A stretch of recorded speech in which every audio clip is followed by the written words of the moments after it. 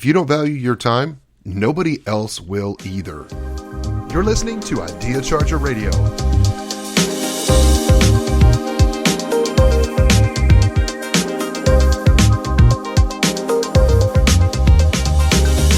Hello friends, hello Success Chargers. Welcome back for yet another episode.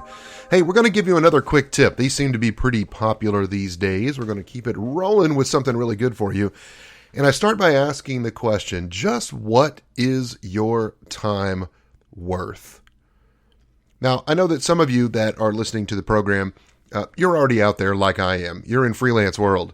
You know, if you look at the recent statistics and things that are being talked about right now, there's a lot of question about how accurate, if you will, some of the employment numbers are. And certainly looking at traditional employment numbers is a good way to get a gauge for where we are in this economy. I live in a town that's very, very oil and gas centric. A lot of people here have been laid off and have lost their jobs. Now, the flip side of that is that some of those people walked away with some pretty handsome, by normal comparisons, severance packages, which kind of softens the blow. Some of those folks may not have thought to go ahead and apply for unemployment. They wouldn't be included in the unemployed number. They may have said, oh, it's a time for me to retire. I'm going to step out. They're not actively looking for another job. They're just taking some time to spend time with their families, because in the last few years leading up to this downturn in the energy industry, we've had a lot of people that have been throwing in some seriously sick long hours, and they may just be looking for a little bit of a vacation. They'll re-enter the hunt here soon enough and move things in the job search direction. Many of them will. Others will choose to go somewhere else, either physically in another geographic place, or maybe just move into another career and kind of enjoy a new semi-retirement. I know I've met a couple of folks here of late that have exactly found themselves in that position. But, you know, others of you that listen to the program, maybe you're where I was 10 or 15 years ago, where you're kind of in this quasi, I work for myself role, but you really don't. So that might be anybody that's in a traditional sales role.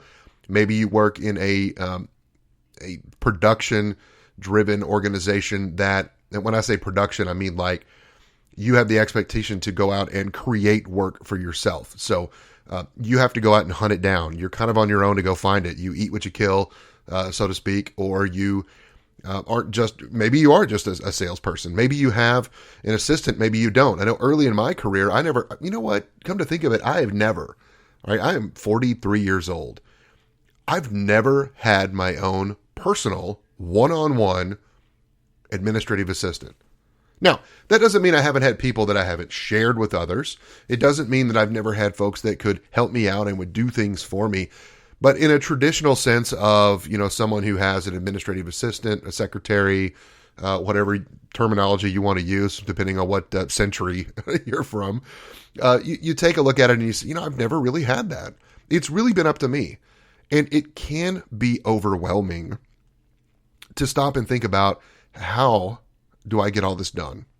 It's easy to get overwhelmed. I mean, when I was in the financial services industry day in and day out as a producer, you know, every day you come in starting at zero. Every week you're at zero. Every month you are at zero.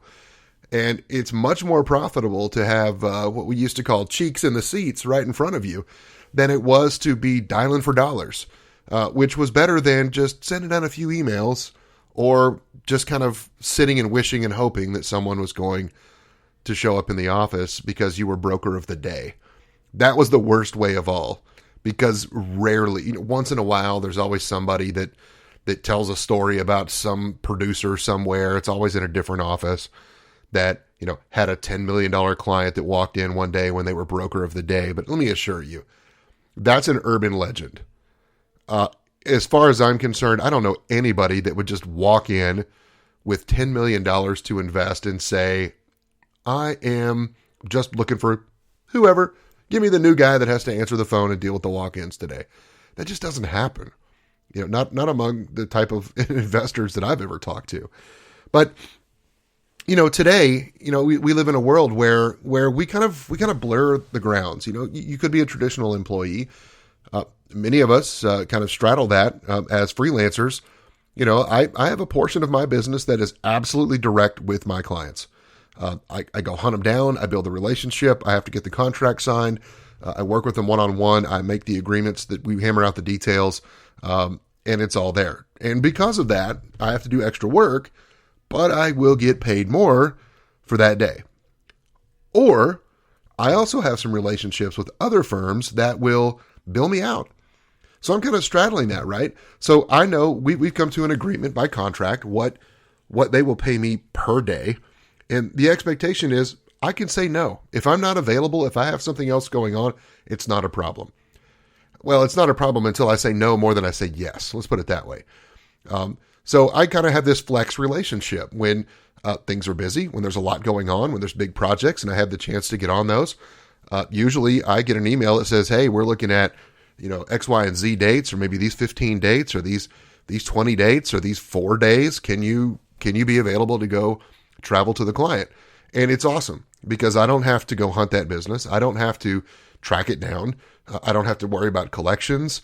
I simply have to know my material, be prepared, show up on the day of, maybe with usually there's a pre-call, at least the first time I go out to visit with a client.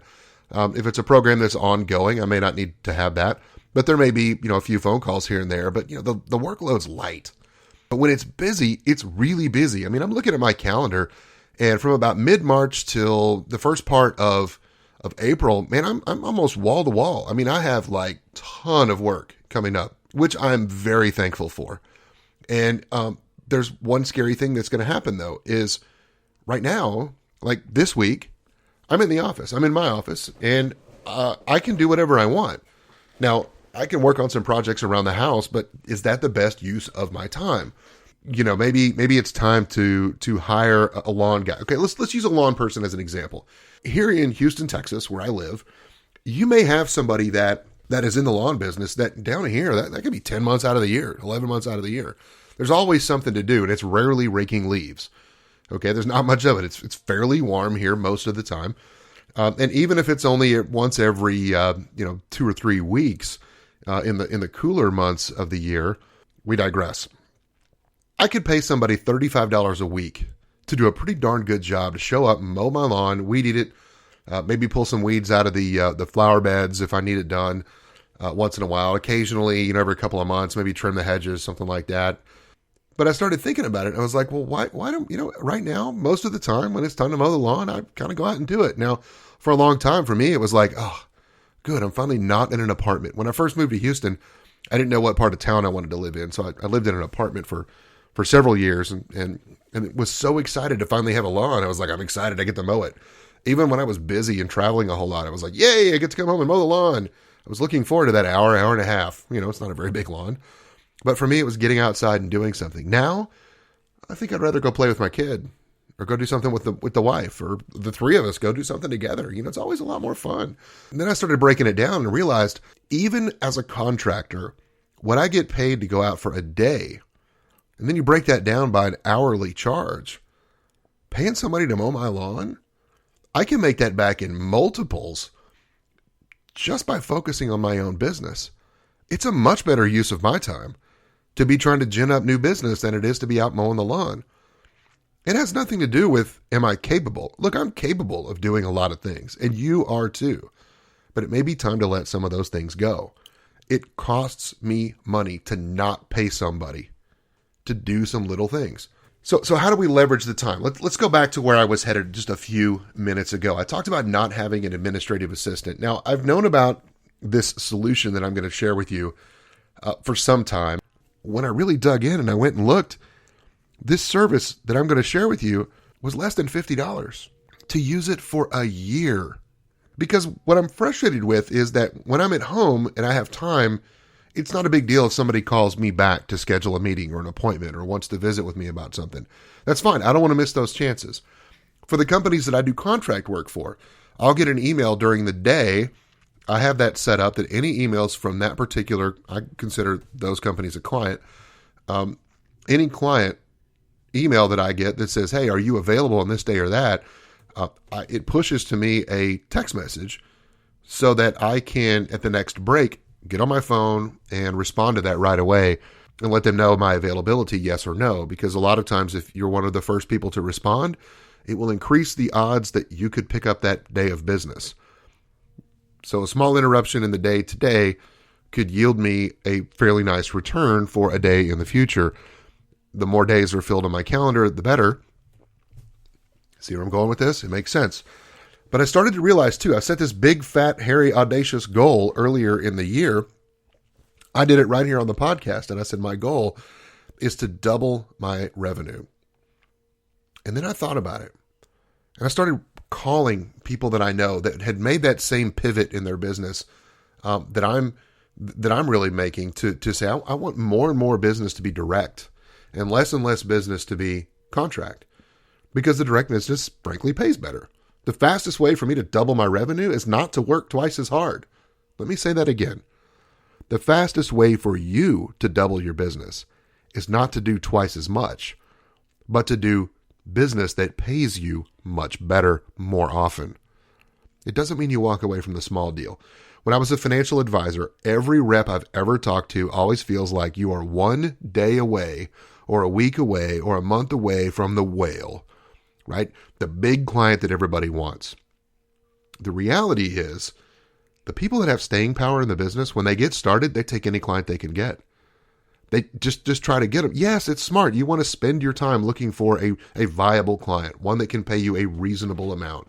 Let's say you had a husband and wife, both had maybe $100,000 in 401ks, and then you had a kid had an account with $10,000 in it, maybe a college savings account with another $40,000 in it. That would just be a $250,000 household. All you really needed was 200 clients, 200 households. So if you're doing a lot of contract work and all of that comes from really a single source, that one company you contract through, you essentially have one client. It may be a great client. It may be diversified in that there's many other companies that you get to work through or other clients that you work through on their behalf.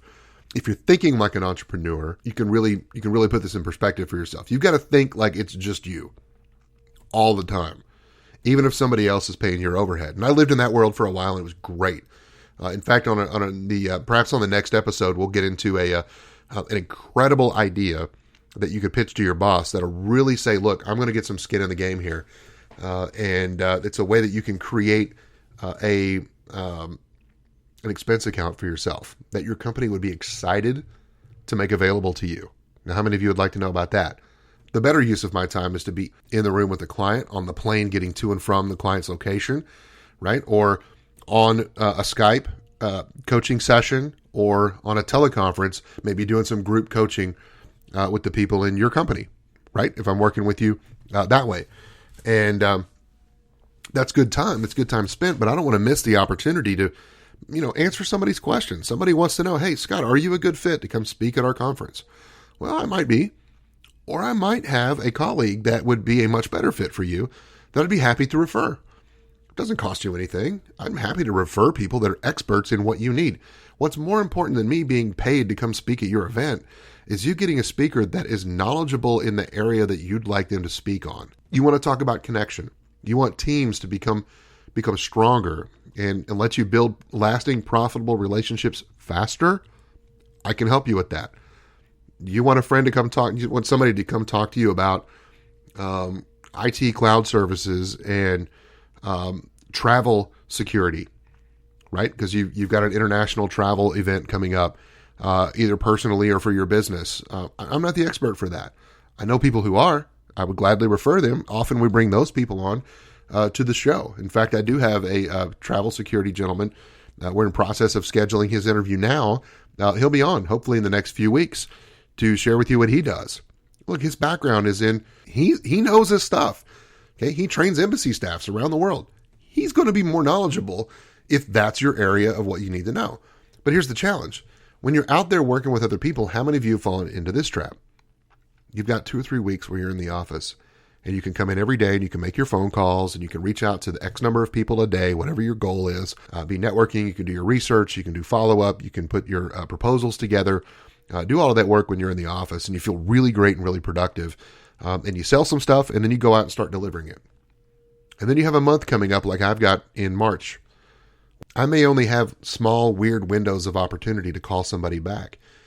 I may know I'm going to have a morning before I head to the airport to fly out in an afternoon that I could make some phone calls. I may know that I've only got an afternoon after I land somewhere to take calls before I start the next morning with a client when I'm at another location. All you need to know is how to get in touch with me and when am I going to have enough time allotted for the type of meeting we need to have. In other words, you need to be able to see my calendar. But I'm not going to give you my calendar. I don't want you to see who I'm going to meet with. That's none of your business. It doesn't matter. And I wouldn't expect you to give me that type of information either. What if there was a way when you're waiting on a plane, you could be going through LinkedIn and saying, gee, who do I know that I need to talk to that I haven't talked to in a while? Or maybe you run across somebody on Twitter that's vaguely interested in what you talk about, or maybe somebody does send an inquiry to you and says, hey, I'd like to visit with you about, when we could get together. And about that time, they start calling for your flight to be boarded. What if you could send them an email or send them a text message and include a link that says, take a look at my calendar.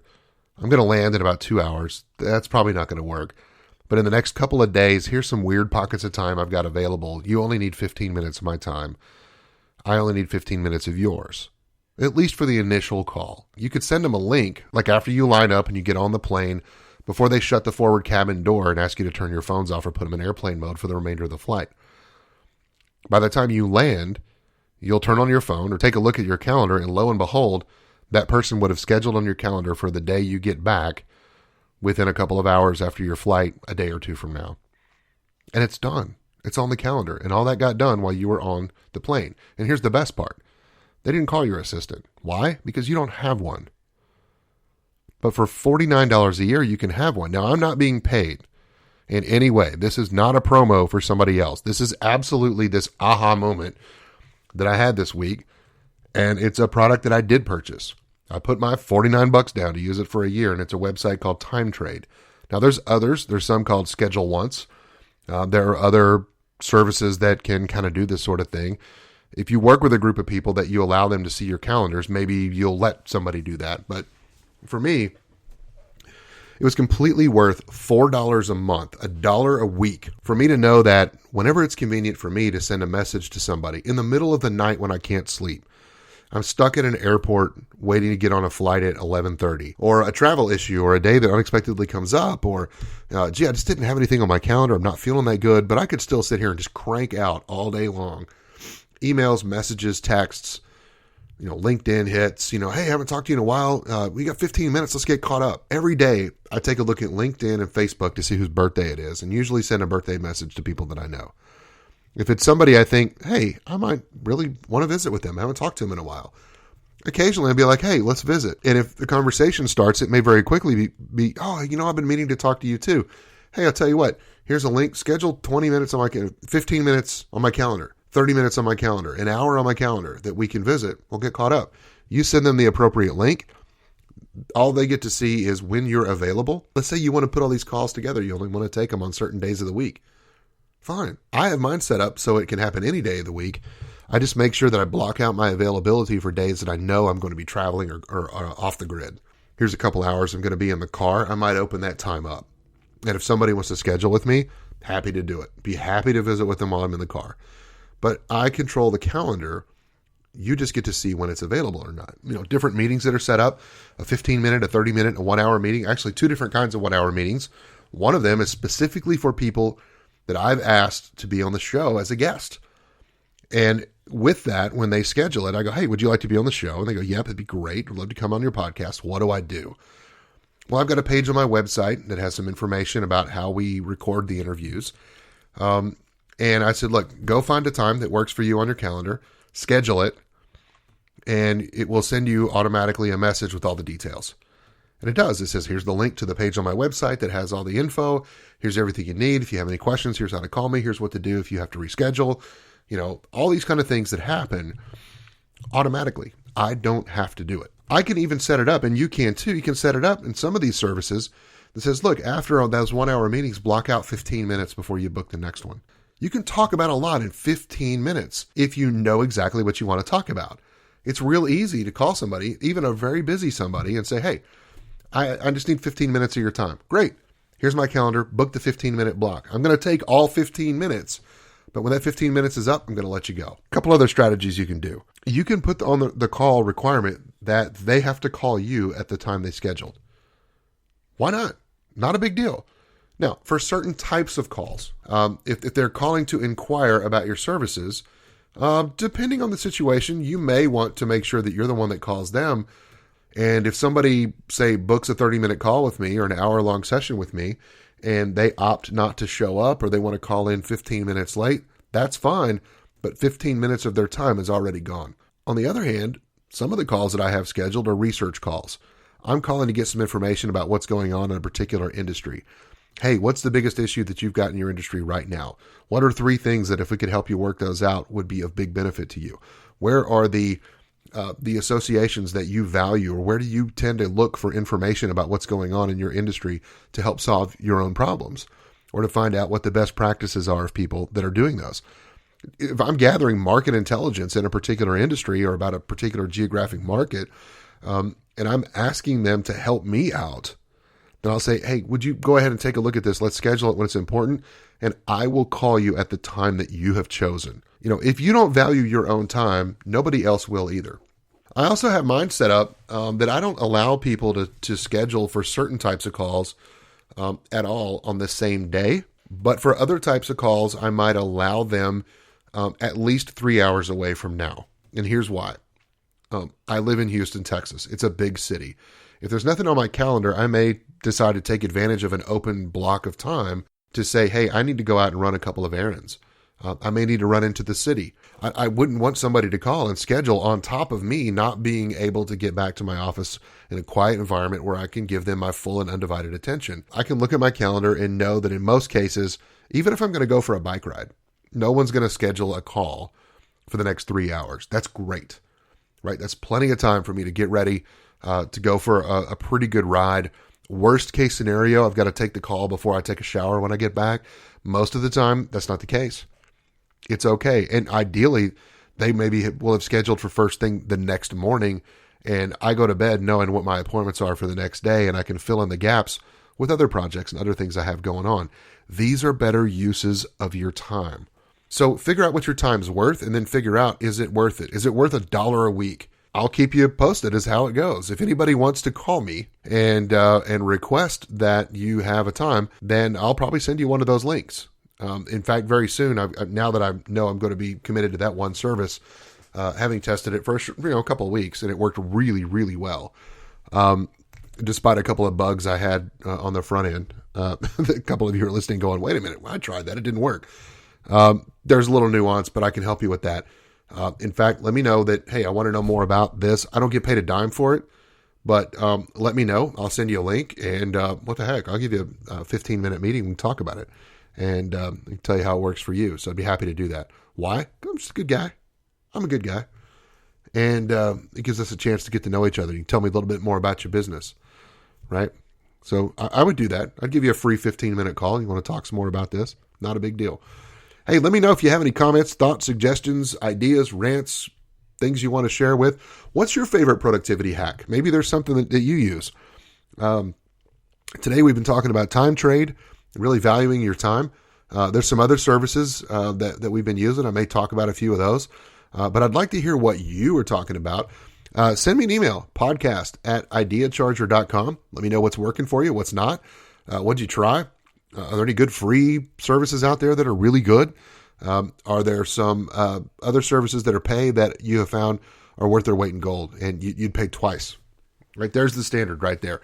If you would pay twice per month, per year that you're paying right now, that would tell me there's a lot of value in some sort of a product or service that you use that's made your life easier. So I would certainly love to hear about that.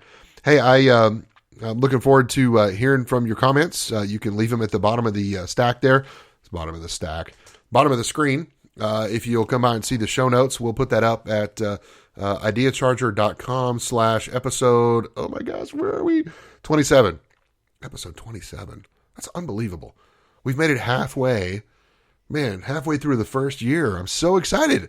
And I couldn't have done it without you. So, hey, if you like today's episode, try something new. Send us an email. Tell us what's going on. But more importantly than that, just share it with somebody. Send them the link. Let them stream it from the website. Tell them how to find it on iTunes, Stitcher Radio, wherever you find it. And, man, we really appreciate it. We'll see you again next week, guys. Thanks a lot. If you enjoyed what you just heard, please post your 5-star review and subscribe to Success Charger today.